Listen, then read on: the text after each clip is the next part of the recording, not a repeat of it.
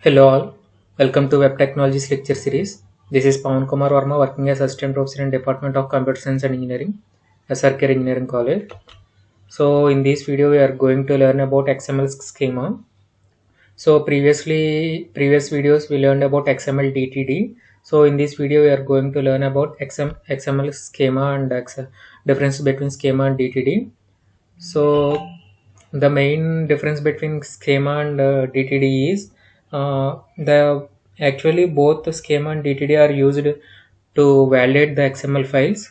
So DTD is used to define the structure grammar, and while coming to the schema, it is used to define the structure grammar as well as the content grammar also. So the what XML schema is, it describes the structure of an XML document. Similarly, like DTD, it also defines the structure and what is the advantage with against DTD is it defines the content also. So schema is commonly known as XML schema definition XSD. It is used to describe and validate the structure and content of XML data. So it validates the data also. In DTD we are going to define only the structure.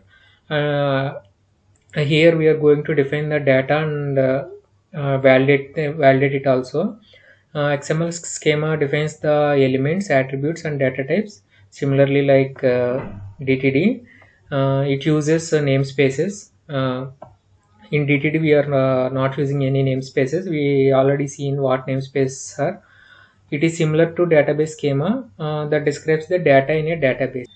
XML schema is a XML based alternative to DTD. It is more powerful than DTD.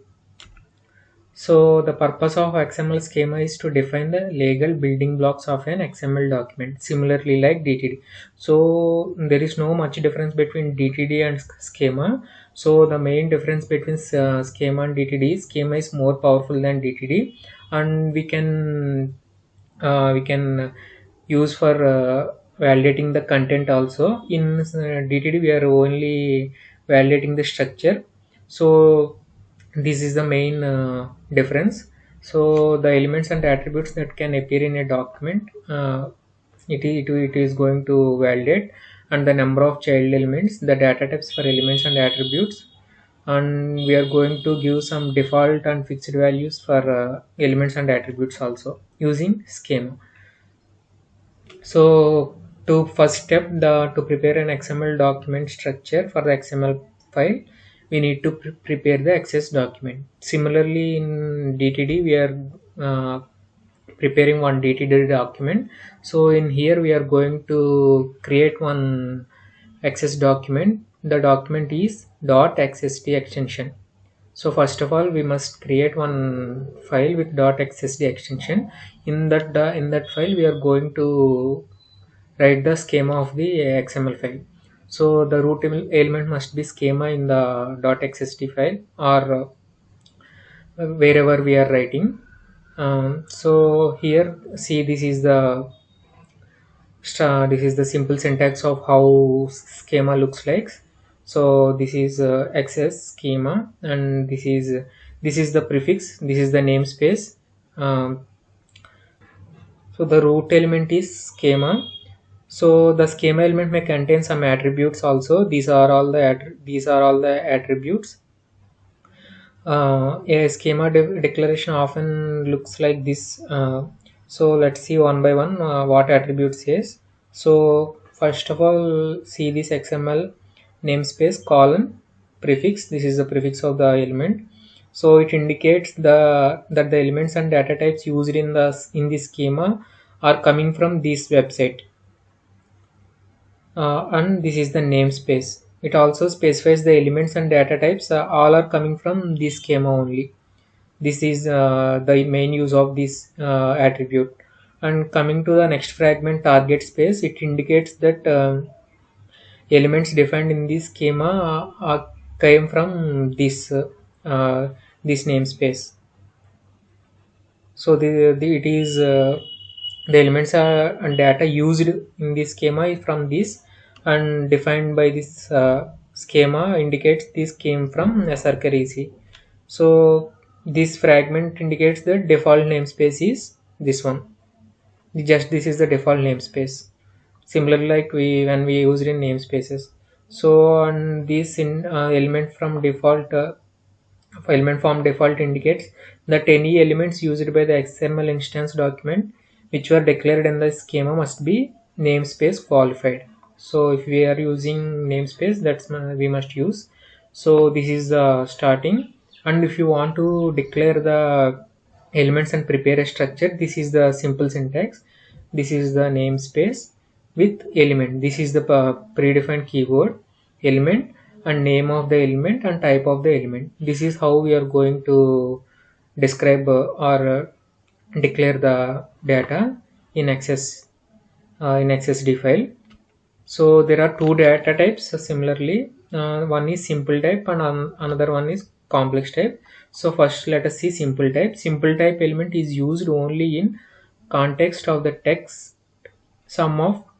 If the element is only having some text, that element is called simple type. So some of the predefined simple types are integer, and this is the data type. This is the integer, boolean, string, date. So if you want to declare the element, this is how the we have to declare. So this is the prefix colon element. This is the predefined element, and name is equal to name of the element. Name of the element is phone number here, and the type of the element. So if the type is integer, we have to give the type access integer. If it is boolean, true or false, we must use boolean. If it is string, we must use string, access colon string in the type, and access colon date in the type. This is how the simple elements is used. So to define, there are two types. First one is simple type and second one is complex type. Simple type is nothing but if an element having only simple text, then we are going to use the simple type. This is how it is declared. Access element name is equal to, and these are the attributes. Name and type are the attributes. Name is equal to phone number and type is equal. So coming to the complex types, complex type is nothing but if an element having multiple child elements, then it is called complex type. So see here, a complex type is a container for other elements definitions. So if an element having some other elements, then we must use these complex types. This allows you to specify which elements an element can contain and to provide some structure within your XML documents. So this is how a complex element is used. So first one, this is the root complex element address, and address is having some name, company, phone, subchild. So the first one, access element name is equal to address. This element is the predefined name is equal to address.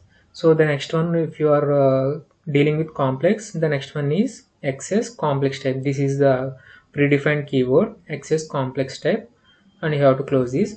And if the elements must be in sequence, you must use this sequence order. This is the one of the indicator. We are going to see what indicators are in next classes. So this is the predefined and this is also the predefined. So in previous simple type we are having only one phone number, so that's why we are using simple type. So for simple type we are just using access element name is equal to and type, and for complex elements we are going to use this is the root element, and after root elements if there are having three childs, complex type, and the next sequence. In sequence we are going to state the child elements. So name in address there are having name, company, phone. Name is equal to name, and name the data value is string. So this is type is equal to string, and company is also string. Name is equal to phone, type is equal to string. This is how the complex element is placed. And after writing the XML document, first of all, if you want to write an XML document, the first step is we previously discussed. This is the first, we have to the root element is schema, and we have to write these all these attributes. And next one we have to define the structure, and this is how the structure is defined using, if there are simple elements, this is how the structure is defined. If it is complex, this is how the complex is elements are defined. And element, complex, and sequence, these all are predefined types. So after writing an XML XSD file, So we must refer this in the XML file. So this is how the XML file we are going to refer.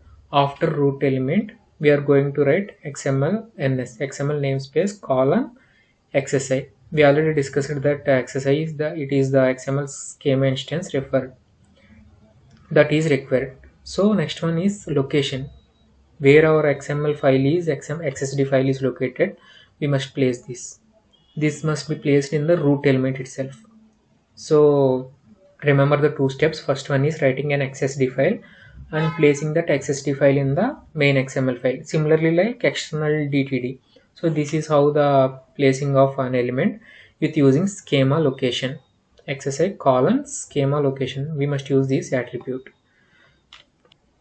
So coming to the differences, the main differences between DTD and XSDR, we already discussed. DTD stands for document type definition and XSD stands for XML schema definition. These are derived from SGML syntax and these are written in XML itself. In DTD there are no data types. It supports data types for elements and attributes. We seen that uh, integer, string, etc. In DTD there are no, it does not support any namespaces. In it support namespaces. DTD doesn't define order for child elements, so it defines an order. We already seen one of the indicator sequence. This defines the order, so it is not extensible DTD. So XDCD is extensible. So DTD is not simple to learn. So it is simple to learn because there is no much requirement.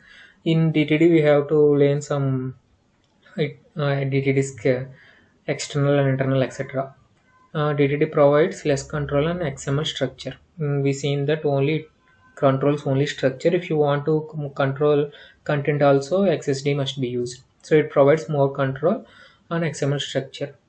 So coming to this video, we learned about XML schema and the declaration syntax and the differences between DTD and XSD, and how to declare and how to declare if the element is simple and how to declare if the element is complex type. So from this video you have to learn that the syntax, and first step is writing the XSD document and how the XSD document should be written and how it must be placed in XML file. So let's see the example in the next video. Thank you.